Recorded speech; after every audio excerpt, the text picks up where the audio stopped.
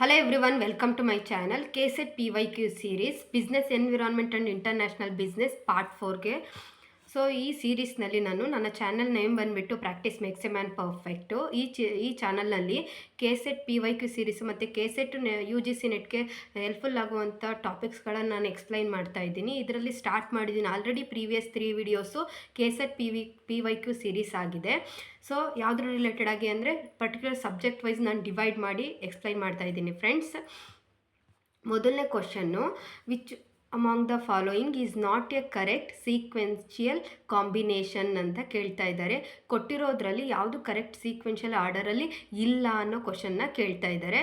First option macro environment, external environment, customer, prospect of business ಡೆವಲಪ್ಮೆಂಟಾ.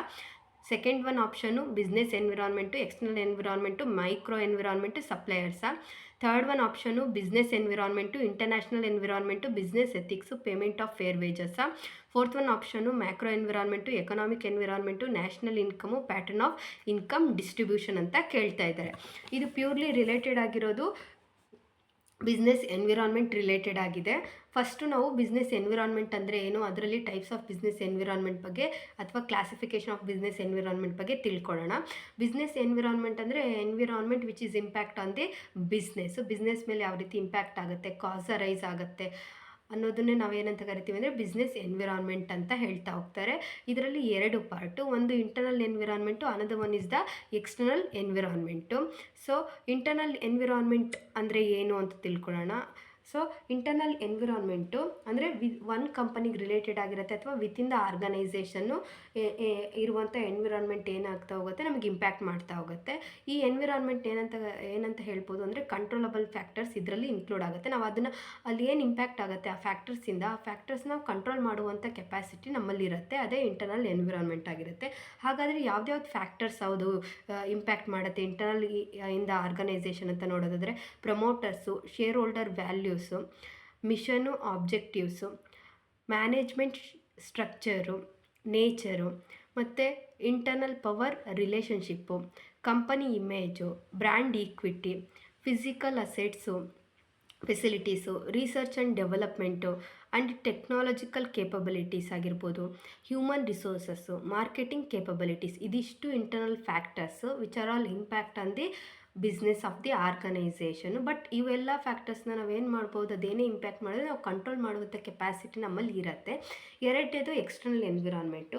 External environment ಯಾವುದಕ್ಕೆ related ಆಗಿದ್ರೆ all ಇಂಡಸ್ಟ್ರಿಗೂ ಕೂಡ related ಆಗಿದೆ. ಈ ಎನ್ವಿರಾನ್ಮೆಂಟಲ್ ಫ್ಯಾಕ್ಟರ್ಸ್ ಏನಾಗುತ್ತೆ ಅನ್ಕಂಟ್ರೋಲಬಲ್ ಆಗಿರುತ್ತೆ, ನಮ್ಮಿಂದ ಕಂಟ್ರೋಲ್ ಮಾಡೋದಕ್ಕೆ ಸಾಧ್ಯ ಆಗಲ್ಲ. ಈ ಎಕ್ಸ್ಟರ್ನಲ್ ಎನ್ವಿರಾನ್ಮೆಂಟ್ನ ಕೂಡ ಫರ್ದರ್ಲಿ 2 ಪಾರ್ಟ್ಸಲ್ಲಿ ಡಿವೈಡ್ ಮಾಡ್ತಾರೆ. ಒಂದು ಮೈಕ್ರೋ ಎನ್ವಿರಾನ್ಮೆಂಟು, ಇನ್ನೊಂದು macro environment. Micro environment directly impact ಮಾಡುತ್ತೆ ಬಿಸ್ನೆಸ್ಗೆ, ಮ್ಯಾಕ್ರೋ ಎನ್ವಿರಾನ್ಮೆಂಟು ಇಂಡೈರೆಕ್ಟ್ಲಿ ಇಂಪ್ಯಾಕ್ಟ್ ಮಾಡುತ್ತೆ. ಕಂಟ್ರೋಲ್ ಅಂದರೆ ಇಂಟರ್ನಲ್ಲು, ಅನ್ಕಂಟ್ರೋಲ್ ಅಂದರೆ ಎಕ್ಸ್ಟರ್ನಲ್. ಡೈರೆಕ್ಟ್ಲಿ ಅಂತ ಹೇಳಿದ್ರೆ ಮೈಕ್ರೋ, ಇಂಡೈರೆಕ್ಟ್ಲಿ ಅಂದರೆ ಮ್ಯಾಕ್ರೋ ಅನ್ನೋದನ್ನ ತಿಳ್ಕೊಳ್ಬೇಕಾಗತ್ತೆ. ಮೈಕ್ರೋ ಎನ್ವಿರಾನ್ಮೆಂಟ್ ಫ್ಯಾಕ್ಟರ್ಸ್ ಏನಾಗಿರುತ್ತೆ, ಸ್ಪೆಸಿಫಿಕ್ ಫ್ಯಾಕ್ಟರ್ ಆಗಿರುತ್ತೆ.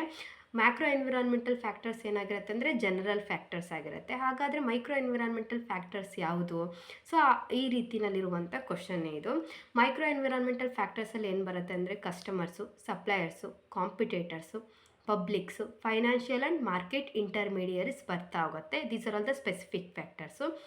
ಮ್ಯಾಕ್ರೋ ಎನ್ವಿರಾನ್ಮೆಂಟಲ್ ಫ್ಯಾಕ್ಟರ್ ಅಂದರೆ ಪೆಸ್ಟಲ್ ಅನಾಲಿಸಿಸ್ ಅಂತ ನೋಡ್ಬೋದು. PESTLE. ಪಿ ಅಂದರೆ ಪೊಲಿಟಿಕಲ್ಲು, ಇ ಅಂದರೆ ಎಕನಾಮಿಕ್ಕು, ಎಸ್ ಅಂದರೆ ಸೋಷಿಯಲ್ಲು, ಟಿ ಅಂದರೆ ಟೆಕ್ನಾಲಜಿಕಲು, ಇ ಅಂದರೆ ಎನ್ವಿರಾನ್ಮೆಂಟಲು, ಎಲ್ ಅಂದರೆ ಲೀಗಲ್ ಫ್ಯಾಕ್ಟರ್ಸು. ಇದು ಬಿಟ್ಟು ಕೂಡ ಒಂದಷ್ಟು ಫ್ಯಾಕ್ಟರ್ಸ್ ಬರುತ್ತೆ.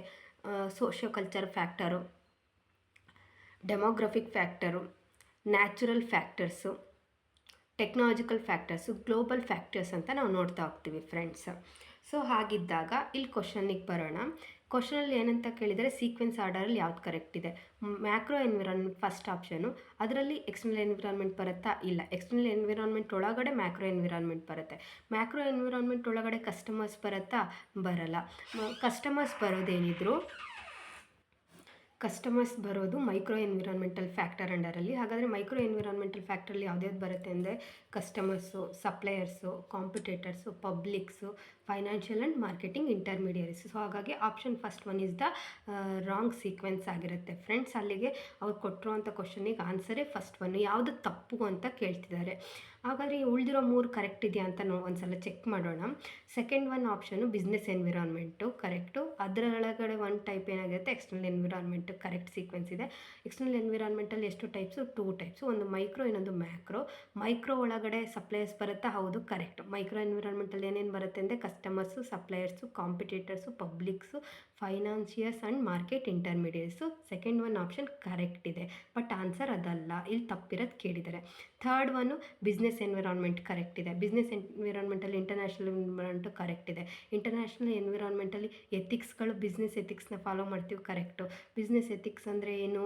Payment of fair wages, correct ವೇಜಸ್ನ ಕರೆಕ್ಟ್ ವರ್ಕಿಗೆ ಕೊಡುವಂಥದ್ದು, ಅದು ಎಥಿಕ್ಕು. ಅದು ಇಂಟರ್ನ್ಯಾಷನಲ್ ಎನ್ವಿರಾನ್ಮೆಂಟ್ ಆಗುತ್ತೆ. ಬಿಸ್ನೆಸ್ ಎನ್ವಿರಾನ್ಮೆಂಟು ಇದು ಕೂಡ ಸೀಕ್ವೆನ್ಷಿಯಲ್ ಆರ್ಡರ್ ಕರೆಕ್ಟ್ ಇದೆ. ಫೋರ್ತ್ ಒನ್ನು ಮ್ಯಾಕ್ರೋ ಎನ್ವಿರಾನ್ಮೆಂಟು, ಅಂದರೆ 2 ಟೈಪ್ ನಾವು ನೋಡಿದ್ವಿ, ಮೈಕ್ರೋ ಮತ್ತು ಮ್ಯಾಕ್ರೋ. ಯಾವುದರಲ್ಲಿ? ಎಕ್ಸ್ಟರ್ನಲ್ ಎನ್ವಿರಾನ್ಮೆಂಟಲ್ಲಿ. ಇವಾಗ ಮ್ಯಾಕ್ರೋ ಎನ್ವಿರಾನ್ಮೆಂಟ್ ಸೀಕ್ವೆನ್ಸ್ ನೋಡ್ತಾ ಇದ್ದಾರೆ. ಮ್ಯಾಕ್ರೋ ಎನ್ವಿರಾನ್ಮೆಂಟಲ್ಲಿ ಎಕನಾಮಿಕ್ ಎನ್ವಿರಾನ್ಮೆಂಟ್ ಬರುತ್ತಾ? ಹೌದು. ಪೆಸ್ಟ್ ಅನಾಲಿಸಿಸಲ್ಲಿ political, economic, social, technological, environmental, legal. ಅಲ್ಲಿ ಎಕನಾಮಿಕ್ ಬರುತ್ತೆ. ಯಾವುದರಲ್ಲಿ ಅಂದರೆ ಮ್ಯಾಕ್ರೋ ಎನ್ವಿರಾನ್ಮೆಂಟ್ ಅಂಡರಲ್ಲಿ.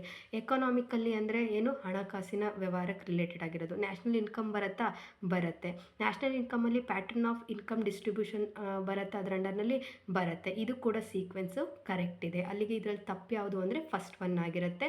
ಸೊ ಇಲ್ಲಿ ಆಪ್ಷನ್ನ ನಾನು ಟಿಕ್ ಮಾಡಿದ್ದೀನಿ. First one answer first one is right. ಯಾಕಂದರೆ ಇಲ್ಲಿ ತಪ್ಪು ಯಾವುದು ಅಂತ ಕೇಳಿದರೆ ಫಸ್ಟ್ ಒನ್ನೇ ತಪ್ಪು.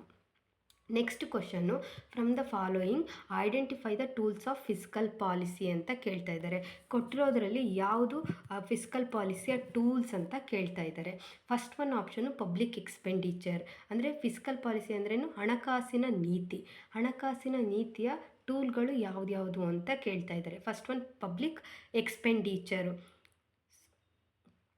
Second one open market operation, third one deficit financing, fourth one taxation, fifth one reserve requirement. ಇದರಲ್ಲಿ ಯಾವುದು ಬರುತ್ತೆ, ಯಾವುದು ಬರಲ್ಲ? Select the correct answer from the option given below. First option ABDEನ ಕರೆಕ್ಟ್ ಇದೆಯಾ? Second option both B and DEನ. Third one option AC and Dನ.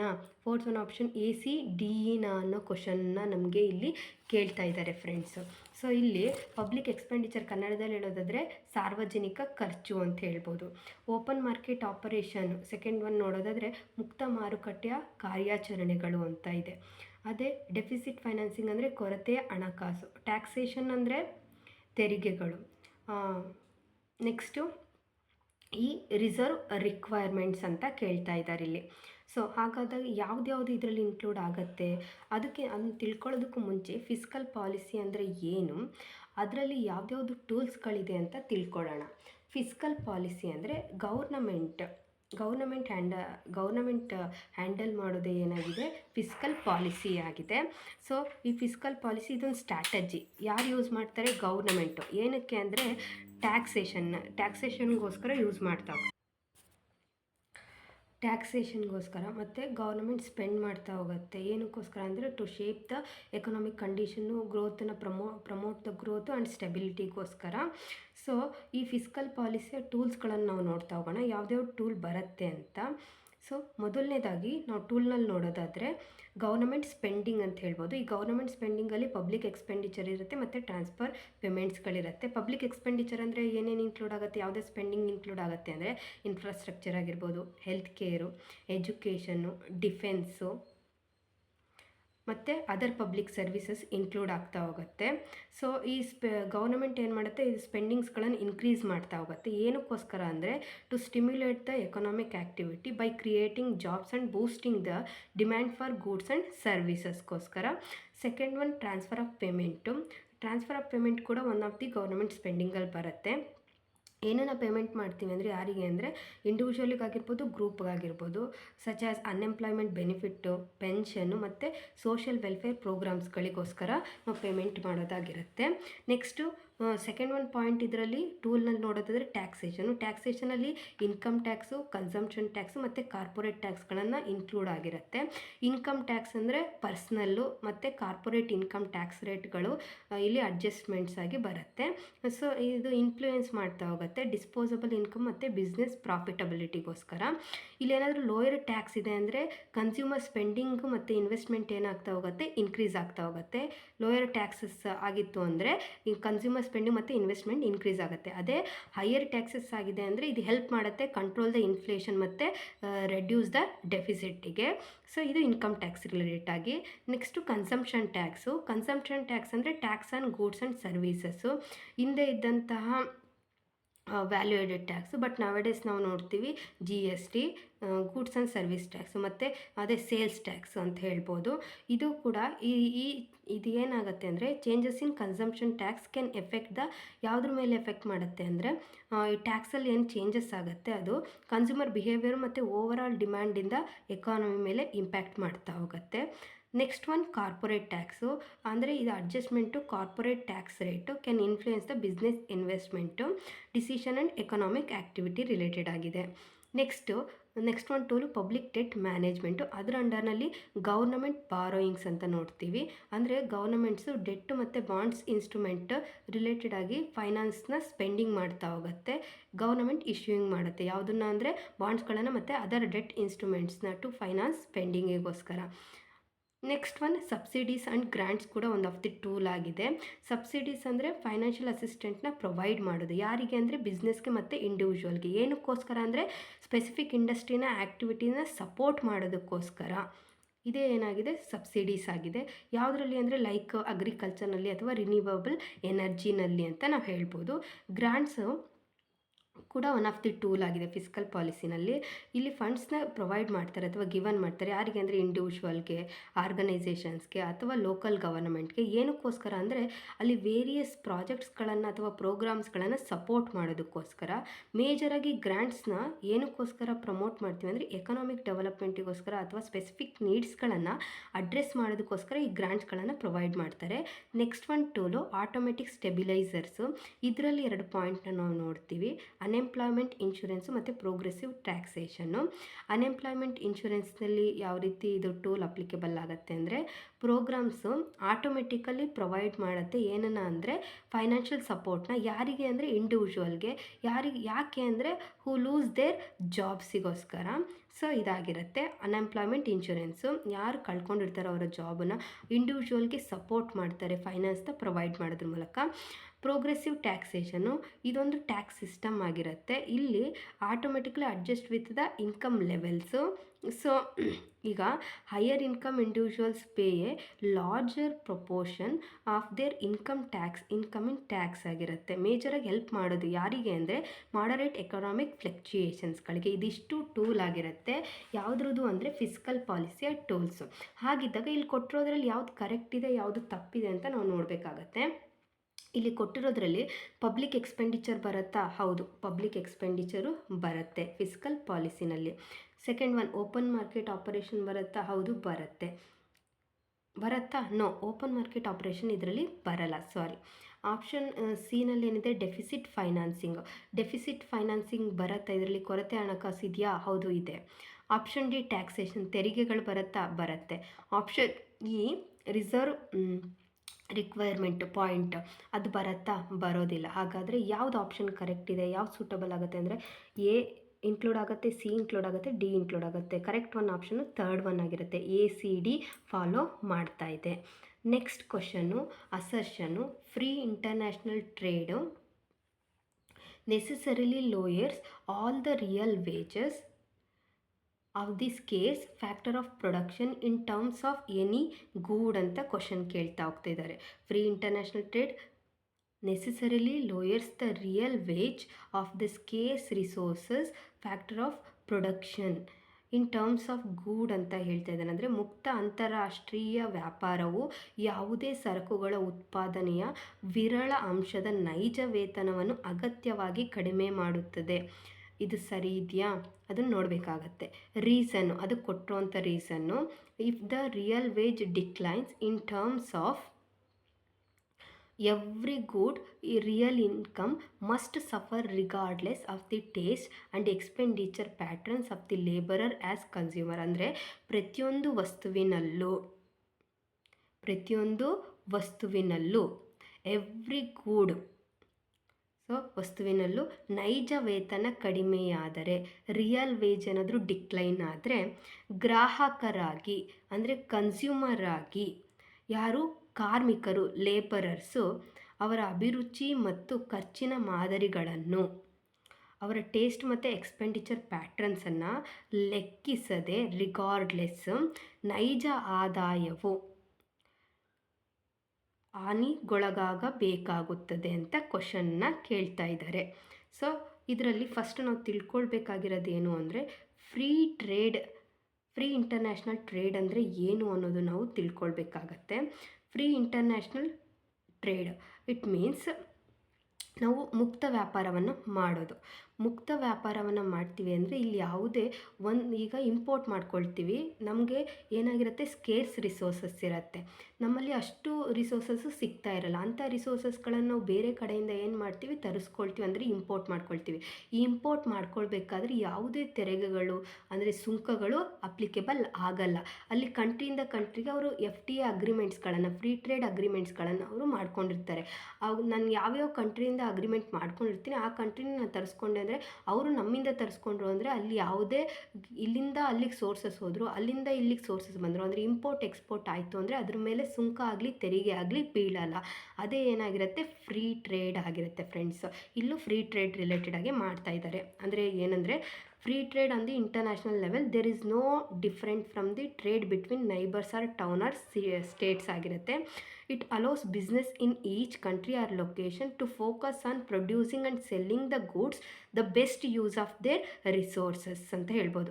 Other businesses import goods that are scarce or unavailable domestically, ಅಂದರೆ domestically ನಮ್ಮ ಸುತ್ತಮುತ್ತದಲ್ಲಿ ಸಿಗದಲೇ ಇರುವಂತಹ ರಿಸೋರ್ಸಸ್ಗಳನ್ನು ನಾವು ಬೇರೆ ಕಂಟ್ರಿಯಿಂದ ನಾವೇನು ಮಾಡ್ತೀವಿ, ಇಂಪೋರ್ಟ್ ಮಾಡ್ಕೊಳ್ತೀವಿ, ತರಿಸ್ಕೊಳ್ತೀವಿ.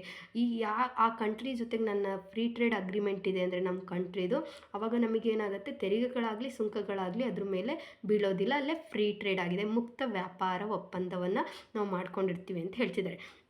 ಈ ಮುಕ್ತ ವ್ಯಾಪಾರ ಒಪ್ಪಂದ ಕರೆಕ್ಟ್ ಇದೆಯಾ, ರಿಯಲ್ ವೇಜ್ ರೇಟ್ನ ಲೋಯರ್ ಮಾಡ್ತಾ ಇದೆಯಾ ಅಂತ ಹೇಳ್ತಾ ಇದ್ದಾರೆ. ಹೌದು, ಕರೆಕ್ಟ್ ಇದೆ ಫಸ್ಟ್ ಒನ್ನು.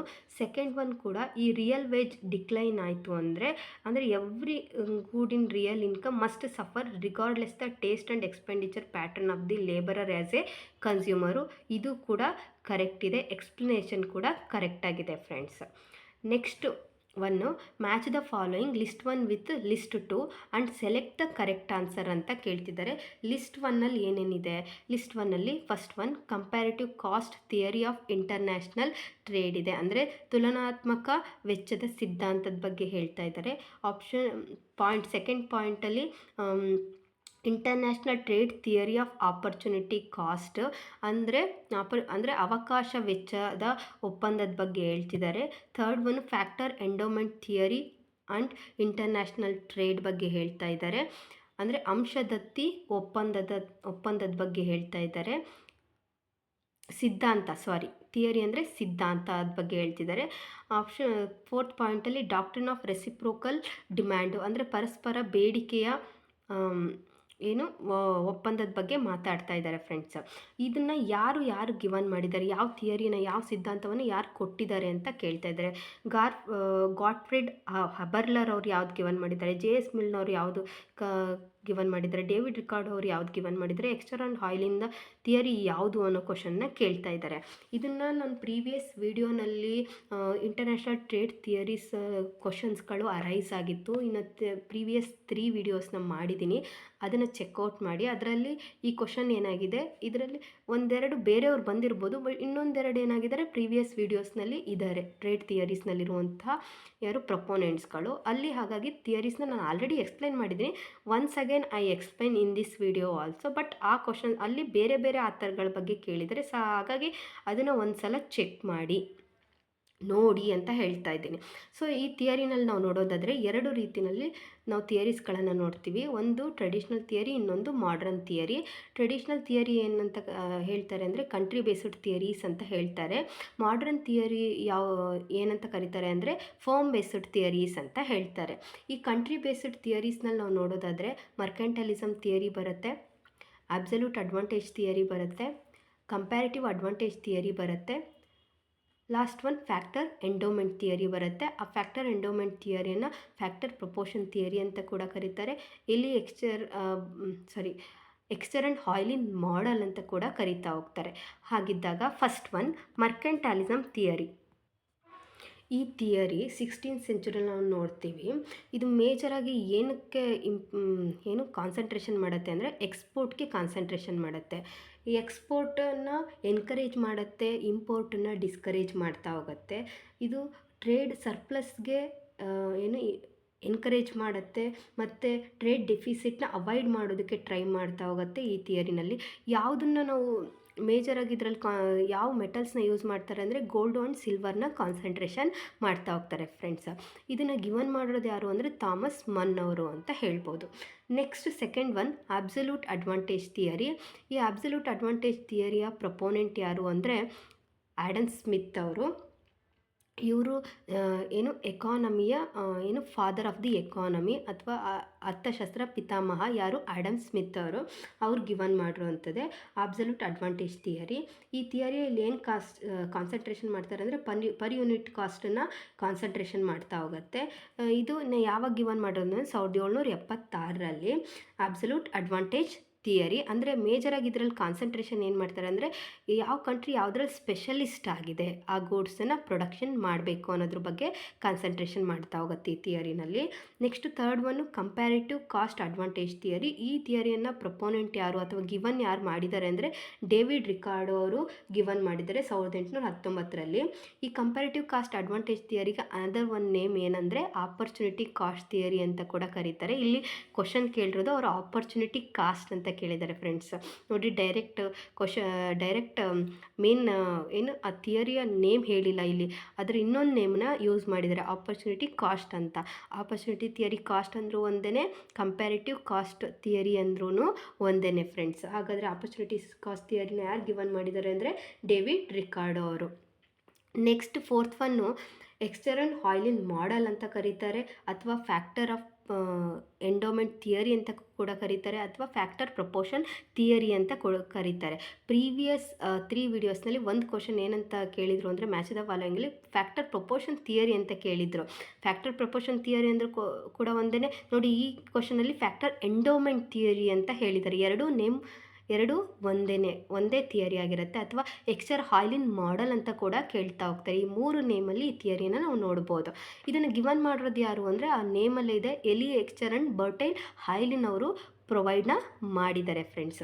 ಇದ್ರ ಬಗ್ಗೆ ಸ್ವಲ್ಪ ತಿಳ್ಕೊಳ್ಳೋಣ. ಇದರಲ್ಲಿ ಮೇಜರಾಗಿ ಕಾನ್ಸಂಟ್ರೇಷನ್ ಯಾವುದು ಅಂದರೆ ಫ್ಯಾಕ್ಟರ್ಸ್ ಬಗ್ಗೆ, ಲ್ಯಾಂಡು, ಲೇಬರು, ಕ್ಯಾಪಿಟಲ್ ಬಗ್ಗೆ ಕಾನ್ಸಂಟ್ರೇಷನ್ ಮಾಡುವಂಥ ಥಿಯರಿ ಆಗಿದೆ ಫ್ರೆಂಡ್ಸು. ಯಾವ ಕಂಟ್ರಿನಲ್ಲಿ ಅಬುಂಡೆಂಟಾಗಿ ಯಾವ್ದು ಸಿಗತ್ತೆ ಫ್ಯಾಕ್ಟರ್ಸು, ಅಂಥ ಫ್ಯಾಕ್ಟರ್ಸ್ನ ನೀವು ಎಕ್ಸ್ಪೋರ್ಟ್ ಮಾಡಿ ಹೆಚ್ಚಾಗಿ ಅನ್ನೋದ್ರ ಬಗ್ಗೆ ಈ ಥಿಯರಿ ನಮ್ಗೆ ಹೇಳುತ್ತೆ. ಈ ಥಿಯರಿನ 2Q ಮಾಡೆಲ್ ಅಂತ ಕರೀತಾರೆ. 2x2x2 ಮಾಡೆಲ್ ಅಂತ ಕೂಡ ಹೇಳ್ತಾ ಹೋಗ್ತಾರೆ. ಯಾವುದು ಅಂದರೆ Heckscher and Ohlin theory, nothing but factor endowment theory, nothing but factor proportionate theory ಆಗಿರುತ್ತೆ. ನೆಕ್ಸ್ಟು ಮಾಡ್ರನ್ ಥಿಯರೀಸ್ನ ತಿಳ್ಕೊಳ್ಳೋಣ. ಮಾಡ್ರನ್ ಥಿಯರೀಸ್ನಲ್ಲಿ ಒಂದು ಕಂಟ್ರಿ ಸಿಮಿಲಾರಿಟಿ ಥಿಯರಿ, ಅಂದರೆ ಸಿಮಿಲರ್ ಪ್ರಿಫರೆನ್ಸಸ್ ಬಗ್ಗೆ ಇದು ಕಾನ್ಸಂಟ್ರೇಷನ್ ಮಾಡ್ತಾ ಹೋಗುತ್ತೆ. ಮೇಜರಾಗಿ ಇದನ್ನು ಗಿವನ್ ಮಾಡಿದ್ದು ಯಾರು ಅನ್ನೋದನ್ನ ತಿಳ್ಕೊಳ್ಳೋಣ. ಸ್ಟೀಫನ್ ಲಿಂಡರ್ ಅವರು ಇದನ್ನು ಗಿವನ್ ಮಾಡಿದ್ದಾರೆ. Next one product life cycle theory.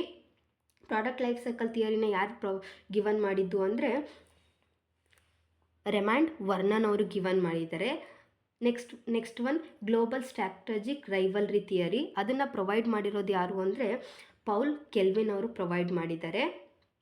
Next one ಈ ಮಾಡರ್ನ್ ಥಿಯರೀಸ್ನಲ್ಲಿ ಪೋರ್ಟರ್ ನ್ಯಾಷನಲ್ ಕಾಂಪಿಟೇಟಿವ್ ಥಿಯರಿ ಅಂತಾರೆ, ಅಥವಾ ಕಾಂಪಿಟೇಟಿವ್ ಅಡ್ವಾಂಟೇಜ್ ಥಿಯರಿ ಅಂತ ಕರೀತಾರೆ, ಅಥವಾ ಪೋರ್ಟರ್ ಡೈಮಂಡ್ ಮಾಡೆಲ್ ಅಂತ ಕೂಡ ಕರೀತಾರೆ. ಇದನ್ನು ಗಿವನ್ ಮಾಡಿರೋದು ಯಾರು ಅಂದರೆ ಮೈಕಲ್ ಪೋರ್ಟರ್ ಅವರು ಗಿವನ್ ಮಾಡಿದ್ದಾರೆ. ಇದಿಷ್ಟು ಬಂದುಬಿಟ್ಟು ಮಾಡ್ರನ್ ಥಿಯರೀಸ್ ಆಗಿರುತ್ತೆ ಫ್ರೆಂಡ್ಸ್. ಸೊ ಹಾಗಾದರೆ ಇಲ್ಲಿ ನೋಡೋಣ. Comparative cost theory of international trade, comparative cost advantage ಥಿಯರಿಯನ್ನು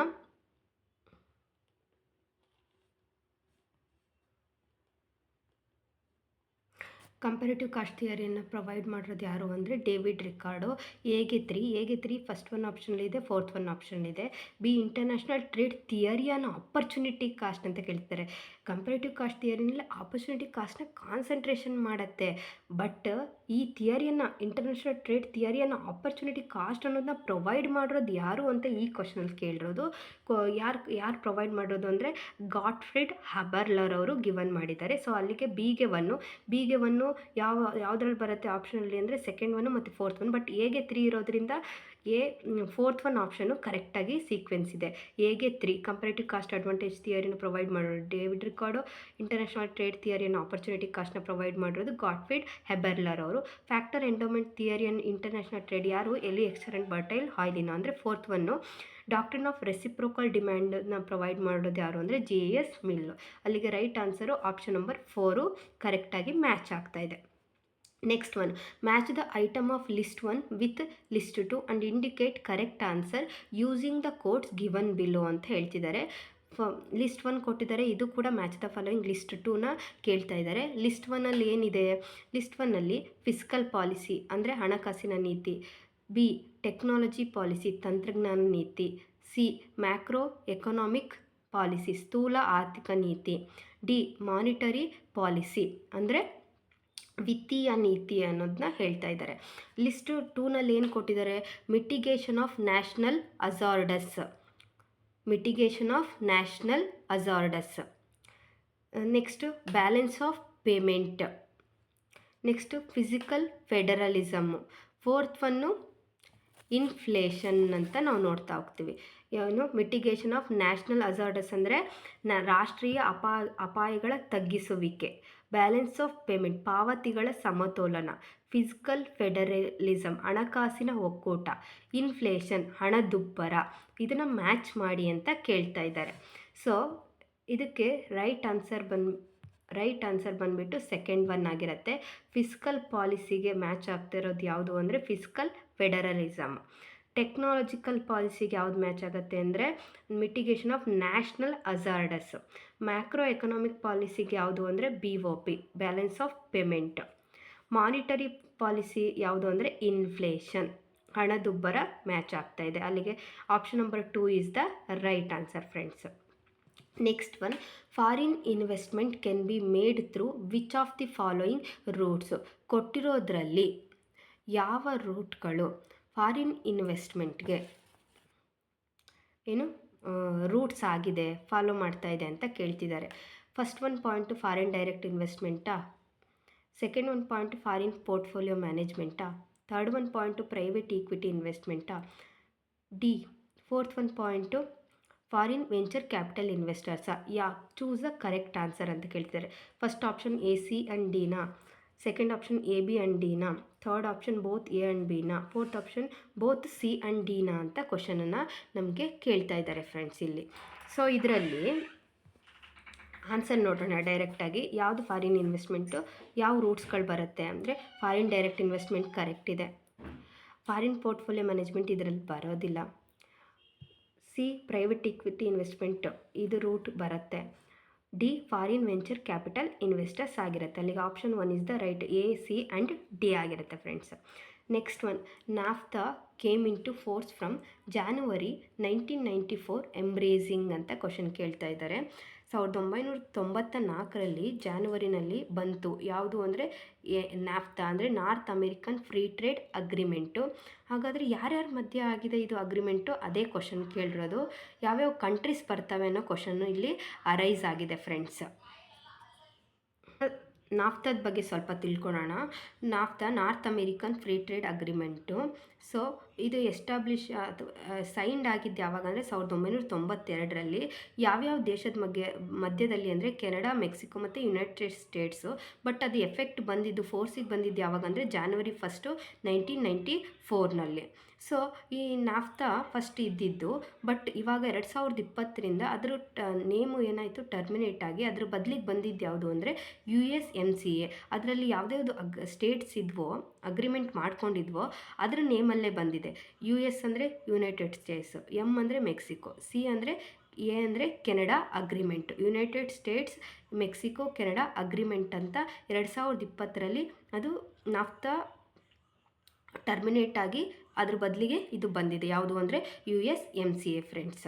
so ಅಲ್ಲಿಗೆ ಯಾವ್ದ್ಯಾವುದು ಕಂಟ್ರೀಸ್ಗಳಂತ ಹೇಳಿದ್ರೆ option number 2 is the right answer. USA, Canada, Mexico ಇದರ ಮೆಂಬರ್ ಕಂಟ್ರೀಸ್ಗಳು. Next one, which among the following are important bodies of WTO ಅಂತ ಕೇಳ್ತಿದ್ದಾರೆ. World trade ಆರ್ಗನೈಸೇಷನ್ನ ಏನು important bodies ಯಾವ್ದ್ಯಾವುದು ಅಂತ ಕೇಳ್ತಿದ್ದಾರೆ. Dispute settlement body world trade ಆರ್ಗನೈಸೇಷನ್ಸ್ನ ಒನ್ ಆಫ್ ದಿ ಬಾಡಿ ಆಗಿದೆ. NAFTA north American free trade agreement WTOನ ಬಾಡಿ ಅಲ್ಲ. Third one, trade policy review body, ಇದು ಕೂಡ WTOನ ಬಾಡಿ ಆಗಿದೆ.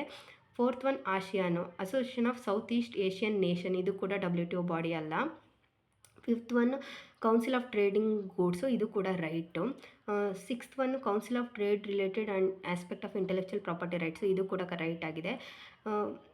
ಏನು seventh one, generally agreement and tariff on trade, ಇದ್ರ ಬದಲಿಗೆ ಬಂದಿರೋದು WTO, ಇವಾಗಿಲ್ಲ ಅದು ಗ್ಯಾಟು. ಸೊ ಅಲ್ಲಿಗೆ WTOನ ಬಾಡಿ ಯಾವ್ದ್ಯಾವುದು ಅಂತ ಕೇಳಿದ್ದಾರೆ. ಯಾವ ಕಾಂಬಿನೇಷನ್ ಕರೆಕ್ಟಾಗಿದೆ ಅಂತ ಕೇಳ್ತಾ ಇದ್ದಾರೆ. ಕರೆಕ್ಟಾಗಿರೋದು ಯಾವುದು ಅಂತ ಯಾವುದಂದರೆ option number 3 is right answer. ನಾನು ಇಲ್ಲಿ ಹೇಳಿದ್ದು ಅದೇ, ಡಿಸ್ಪ್ಯೂಟ್ ಸೆಟಲ್ಮೆಂಟ್ ಬಾಡಿ ಬರುತ್ತೆ, trade policy review body important body ಆಗಿದೆ, council of trading blocks fifth one correct.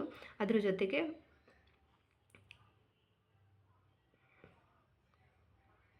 Seventh one, generally agreement and trade, ಒಂದು ನಿಮಿಷ sorry, council of trade related aspect of IPR ಇದರ important body ಅಲ್ಲ, but GATT generally agreement on tariff on trade ಇದರ important body ಆಗಿದೆ. ಅಲ್ಲಿಗೆ option number 3 is the right answer friends. Next question, the main difference between the IMF and world bank is as follows ಅಂತ ಕೇಳ್ತಿದ್ದಾರೆ. IMF ಮತ್ತು world ಬ್ಯಾಂಕ್ನ ಡಿಫ್ರೆನ್ಸಸ್ನ ಕೇಳ್ತಾ ಇದ್ದಾರೆ friends. ಇಲ್ಲಿ IMF ಮತ್ತು ವರ್ಲ್ಡ್ ಬ್ಯಾಂಕ್ನ ಡಿಫ್ರೆನ್ಸಸ್ನ ನಾವು ತಿಳ್ಕೊಳ್ತಾ ಹೋಗೋಣ. IMF ಯಾವಾಗ ಬಂತು, ಎಸ್ಟಾಬ್ಲಿಷ್ಮೆಂಟ್ ಆಯಿತು ಅಂತ ಇಂಪಾರ್ಟೆಂಟು. ವರ್ಲ್ಡ್ ಬ್ಯಾಂಕ್ ಯಾವಾಗ ಬಂತು ಅನ್ನೋದು ಇಂಪಾರ್ಟೆಂಟು. ವರ್ಲ್ಡ್ ಬ್ಯಾಂಕಿಗೆ ಅನದರ್ ಒಂದು ನೇಮ್ ಏನಿದೆ ಅನ್ನೋದು ಕೂಡ ನಮಗೆ ಇಂಪಾರ್ಟೆಂಟ್ ಆಗ್ತಾ ಹೋಗುತ್ತೆ. ಅದ್ರ ಬಗ್ಗೆನೂ ಕೂಡ ಸ್ವಲ್ಪ ಇನ್ಫಾರ್ಮೇಷನ್ನ ತಿಳ್ಕೊಳ್ಳೋಣ. ಸೊ ಇದರಲ್ಲಿ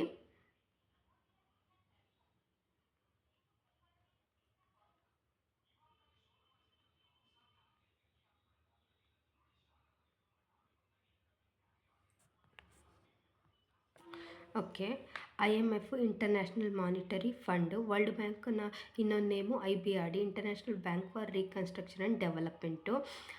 ಇಂಟರ್ನ್ಯಾಷನಲ್ ಮಾನಿಟರಿ ಫಂಡ್ IMF ಇದು ಮೇನ್ ಫಂಕ್ಷನ್ ಏನು ಅಂದರೆ maintain the economic stability.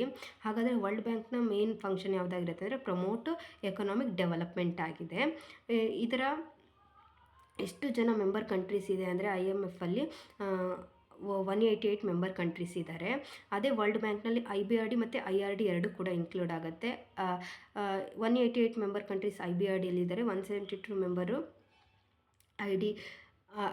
IDAನಲ್ಲಿದ್ದಾರೆ. So ಎರಡು ಕೂಡ ಇನ್ಕ್ಲೂಡ್ ಆಗುತ್ತೆ ಯಾವುದರಲ್ಲಿ ಅಂದರೆ ವರ್ಲ್ಡ್ ಬ್ಯಾಂಕ್ನಲ್ಲಿ.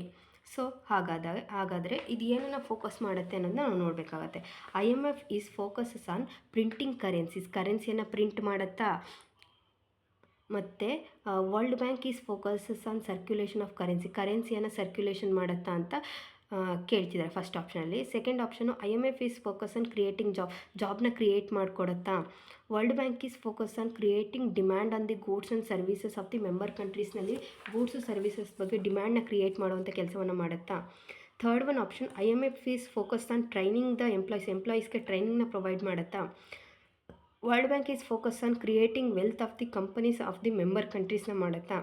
Fourth one option, IMF is focus on providing short term loans. Correct, ಇದಿಷ್ಟು ಕೆಲಸವನ್ನು ಮಾಡಲ್ಲ. ಫಸ್ಟ್ 3 ಆಪ್ಷನ್, ಕರೆನ್ಸಿಯನ್ನು ಪ್ರಿಂಟ್ ಮಾಡಲ್ಲ, ವರ್ಲ್ಡ್ ಬ್ಯಾಂಕು ಕರೆನ್ಸಿಯನ್ನು ಸರ್ಕ್ಯುಲೇಟ್ ಮಾಡಲ್ಲ, IMF ಜಾಬ್ನ ಕ್ರಿಯೇಟ್ ಮಾಡಲ್ಲ, ವರ್ಲ್ಡ್ ಬ್ಯಾಂಕು ಅದಕ್ಕೆ ಗೂಡ್ಸ್ ಆ್ಯಂಡ್ ಸರ್ವಿಸ್ಗೆ ಡಿಮ್ಯಾಂಡ್ನ ಕ್ರಿಯೇಟ್ ಮಾಡಲ್ಲ, IMF ಟ್ರೈನಿಂಗ್ನ ಎಂಪ್ಲಾಯೀಸ್ ಕೊಡಲ್ಲ, ವರ್ಲ್ಡ್ ಬ್ಯಾಂಕು ಕ್ರಿಯೇಟಿಂಗ್ ದ ವೆಲ್ತನ್ನು ಮಾಡಲ್ಲ. ಬಟ್ IMF ಈ ಕರೆಕ್ಟ್ ಆನ್ಸರೇ ಫೋರ್ತ್ ಒನ್ ಆಪ್ಷನ್. IMF ಏನನ್ನು ಫೋಕಸ್ ಮಾಡುತ್ತೆ ಅಂದರೆ ಪ್ರೊವೈಡಿಂಗ್ ಶಾರ್ಟ್ ಟರ್ಮ್ ಲೋನ್ಸು ಮತ್ತು ಮೈಂಟೈನಿಂಗ್ ಮಾಡ್ತಾ ಹೋಗುತ್ತೆ ಫೈನಾನ್ಷಿಯಲ್ ಸ್ಟೆಬಿಲಿಟಿನ. ಅದೇ ವರ್ಲ್ಡ್ ಬ್ಯಾಂಕು ಫೋಕಸ್ ಮಾಡುತ್ತೆ ಏನು, ಲಾಂಗ್ ಟರ್ಮ್ ಲೋನ್ಸ್ಗೆ. IMF short term loans, world bank long term loans, ಅದ್ರ ಜೊತೆಯಲ್ಲಿ maintain the sustainable development the member countries ಆಗಿರುತ್ತೆ. Correct answer option number 4. Next question, which of the following is not a trading block ಅಂತ ಕೇಳ್ತಿದ್ದಾರೆ. ಕೊಟ್ಟಿರೋದ್ರಲ್ಲಿ ಯಾವುದು trading block ಅಲ್ಲ ಅಂತ ಕೇಳ್ತಾ ಇದ್ದಾರೆ friends. First option NAFTA, second option ASEAN, third option SAARC, fourth option IMF ಅಂತ ಕೇಳ್ತಾ ಇದ್ದಾರೆ. North American free trade agreement, association of south east Asian nation, international monetary fund. So trading block ಯಾವುದಲ್ಲ ಅಂತ ಕೇಳ್ತಿದ್ದಾರೆ. ರೈಟ್ ಆನ್ಸರ್ ಬಂದುಬಿಟ್ಟು IMF ಆಗಿರುತ್ತೆ friends. Okay, thank you friends. ಇದಿಷ್ಟು ಕ್ವಶನ್ಸ್ಗಳನ್ನು ನಾನು ಟ್ರೈ ಮಾಡಿದ್ದೀನಿ ಸಾಲ್ವ್ ಮಾಡೋದಕ್ಕೆ. ಏನಾದರೂ ತಪ್ಪಿತ್ತು ಅಂದರೆ ನೆಕ್ಸ್ಟ್ ವೀಡಿಯೋನಲ್ಲಿ ನಾನು ಎಕ್ಸ್ಪ್ಲೈನ್ ಮಾಡ್ತಾ ಹೋಗ್ತೀನಿ. ಕಮೆಂಟ್ ಮಾಡಿ, ಶೇರ್ ಮಾಡಿ, ಸಬ್ಸ್ಕ್ರೈಬ್ ಮಾಡಿ. ಇದ್ರ ಜೊತೆಯಲ್ಲಿ ನಾನು ಪ್ರೀವಿಯಸ್ ವೀಡಿಯೋಸ್ಗಳನ್ನು ಕೂಡ ಒಂದು ಸೆಕೆಂಡ್ ಚೆಕ್ ಮಾಡಿ ಅದರಲ್ಲಿ ಎಕ್ಸ್ಪ್ಲನೇಷನ್ನ ಮಾಡಿದ್ದೀನಿ. ನೆಕ್ಸ್ಟ್ ವೀಡಿಯೋಸ್ಗಳಲ್ಲಿ ನಾನು ಇಂಪಾರ್ಟೆಂಟ್ ಯಾವುದ್ಯಾವುದು ಟಾಪಿಕ್ಗಳು ಬರುತ್ತೆ ಅದನ್ನು ಕೂಡ ನಾನು ಸಬ್ಜೆಕ್ಟ್ ವೈಸು ಇಂಪಾರ್ಟೆಂಟ್ ಟಾಪಿಕ್ಸ್ಗಳನ್ನು ಎಕ್ಸ್ಪ್ಲೈನ್ ಮಾಡೋದಕ್ಕೆ ಟ್ರೈ ಮಾಡ್ತಾ ಹೋಗ್ತೀನಿ. ಆದಷ್ಟು ಸಬ್ಸ್ಕ್ರೈಬ್ ಮಾಡಿ, ಶೇರ್ ಮಾಡಿ, ಲೈಕ್ ಮಾಡಿ friends. Thank you so much.